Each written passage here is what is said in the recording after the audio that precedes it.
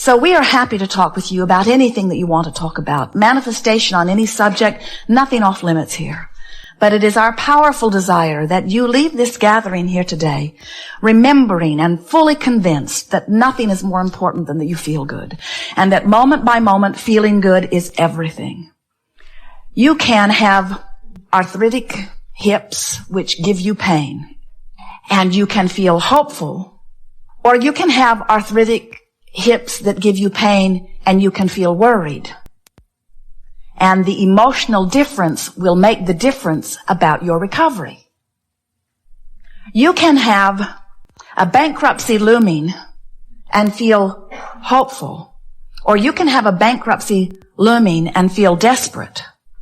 And the emotional journey that you are upon will cause the outcome.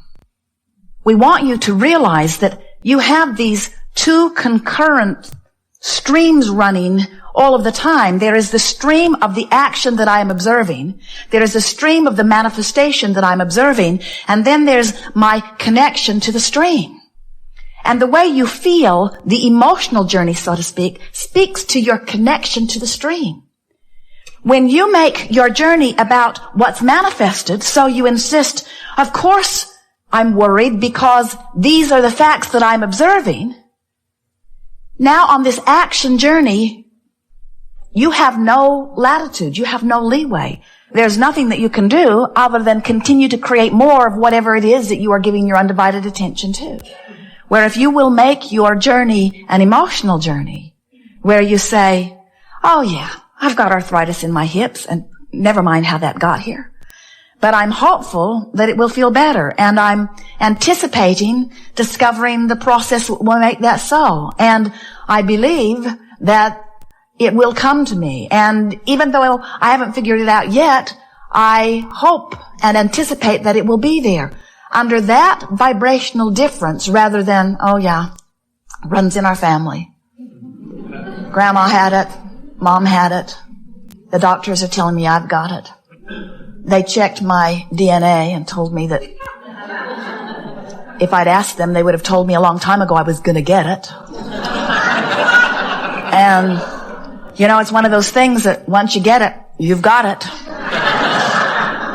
Not much can be done about it. You just sort of have to learn to live with it. We say, oh, that's a very different vibration going on within you. That's causing you misalignment with the energy stream. That pessimistic attitude, while fact-based, is keeping your signal into that puny little place where even though the stream of well-being is surrounding you and enveloping you, you got a whole different thing going on here. You're not logging on to well-being. You're logging on to the reality that hasn't got anything to do with you.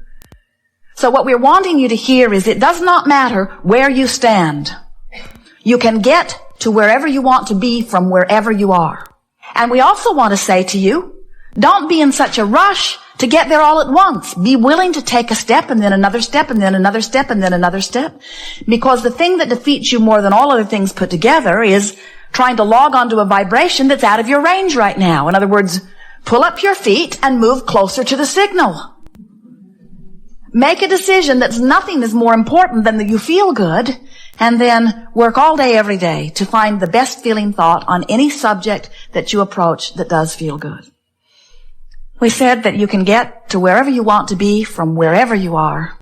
And we want to say to you something here that is more meaningful than all other things that we will say to you put together all day long. So, oh, never mind. Oh, you want to hear it, don't you? If you will make peace with where you are, you'll lock onto your signal. In other words, if you'll say, okay, here I am. Here I am. Good for me. Not bad for me. Good for me. And from where I am, I now choose this and this and this and this. If you make peace with where you are, meaning you stop beating up on yourself about it, you stop feeling regret about it, you stop letting it suck the life out of you, you stop letting other people make you feel guilty about it, you stop being defensive about it. If you will make a decision to make peace with where you are, which sort of sounds like this. Here I am. Simple enough, isn't it? Here I am. Here I am. Feel the difference between here I am on my way to there and here I am, I've been here so long. Or here I am, I shouldn't be here. Here I am, it's your fault I'm here. Quite different vibrational stance. Where here I am, and it's all right. Here I am, and I don't really want to be here, but here I am, and it's all right. And it's temporary. Here I am, and it's temporary. Oh, that one feels pretty good, doesn't it? Here I am in this temporary place on my way to better and better. Here I am, pleased with who I am, on my way with greater clarity to who I really am. In other words, you got to find ways to soften your personal perspective of where you are, because where you are is the signal that you're beaming. And you got to log on to the signal. You got to find a way of linking up with this source energy. When you don't, you're off the signal. Source energy believes that well-being should be yours. When you don't, you're off the signal. Source energy adores you. Source energy knows about your well-being. Source energy expects good things to come to you. And when you don't, you're off the signal, you see. So that's our best sales job yet. That nothing is more important than that you feel good, because the way you feel is your indication of your signal. So the signal has a couple of components. How much of it am I asking for by the power of my desire? And how much in alignment with that signal am I? In other words, I want it and believe it, I'm right on being. I want it and I doubt it, resistance. It's not coming, at least not now. I want it means it's always there for you. I want it means the signal is always available, but the allowing part is the part you tweak into place by reaching for the thoughts that feel good to you. And you can feel when you click into alignment. Someone was asking us a question the other day about whether they should hire someone or whether they should not. And they were sort of going back and forth about whether it was a good idea. There were aspects of it that felt good and some aspects of it that did not feel so good. And as we listened, we said, pay attention to which way you're leaning. Well, there was no question which way they were leaning. They could really feel that they were leaning toward making the decision to say yes. And then we said, now you have made that decision, now line up with the decision. Line up with the decision. And so we offered a whole stream of things that we thought were very reasonable components that made them easily line up with the decision. And then we said, now, your energy is in place. Now, never again go back and question that decision.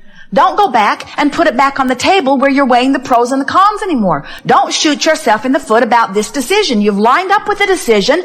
Let that decision be your decision. And you say, oh, I know people like that. They're stubborn.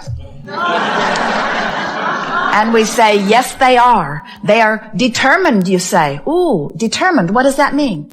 Determined. Cannot deter my mind? Is that what determined means? Is that the root of it? In other words, I'm determined. I've decided. I'm in alignment with, you see. Once you come into alignment with something, nobody else's opinion has anything to do with anything, because the only thing that matters is your relationship between you and the stream, between the desire that you have fashioned and the signal that you are outputting moment by moment. So when you are having trouble making your mind up about something, figure out which way you lean. In most cases, it doesn't really matter a rip. You could go with almost anyone and live happily ever after. Well, we understand that you have reasons for your pickiness, but you know which way you're leaning. And so lean that way and then line up with it and then watch what happens. And continue to say to yourself, I am temporarily standing everywhere that I'm standing. So when I get there, since I can't get it wrong and I never get it done, and the reason that I can't get it wrong is because I never get it done. In other words, you can't get it done. You're going to continually have a whole new other barrage of input that's going to cause you to launch another rocket of desire. You constantly amend your desires. And source energy constantly keeps up with the amendments. So, are we convincing you yet that your work, your only work, is to line up with what you think you want? So why don't you do that? Why doesn't everyone? Why is that not easy for you to hear? We'll tell you. It's because the questions we ask are always the easiest to answer. We know the answer before we ask the question. But then we know the answer before you ask the question too. So. The reason that more don't know that is because you're not sure that you have the right or the wisdom to choose. You think somebody else has made the list and that you've got to conform to the list. And what you didn't factor in is they made that list about what you should do so that they'd feel better. And it's time for you to make your list about what you should do so that you can feel better. You are an extension of that which is source. Some call it God. Some call it energy. Some call it consciousness. It does not matter what you call it. You will never be apart from it. It will always flow to you and through you. But you have powerful control about how much of it you let in any moment in time and how much of it you deprive yourself of. And when you let it in, you thrive. When you let it in, you're clear-minded, you're sure-footed, you feel good, life is wonderful, you breathe deeply, everything feels good.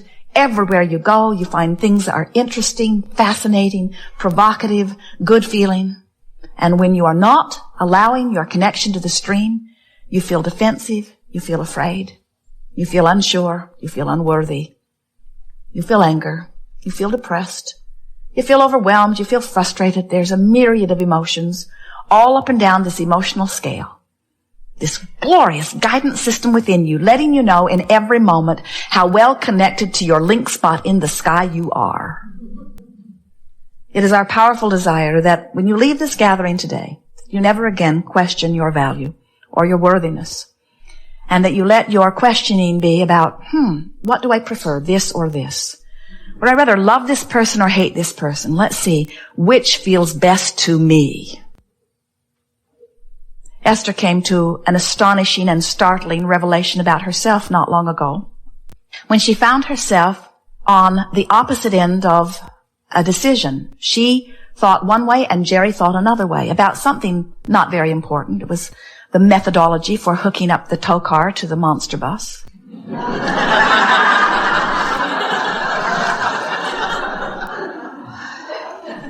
And Esther always yields to Jerry because she would much rather that he turns out to be wrong than she does.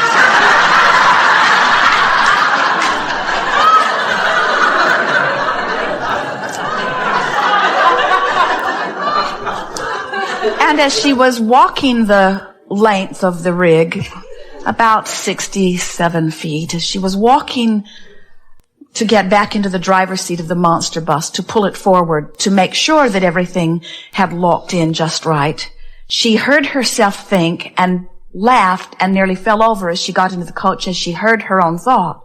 She thought, I hope it doesn't go well.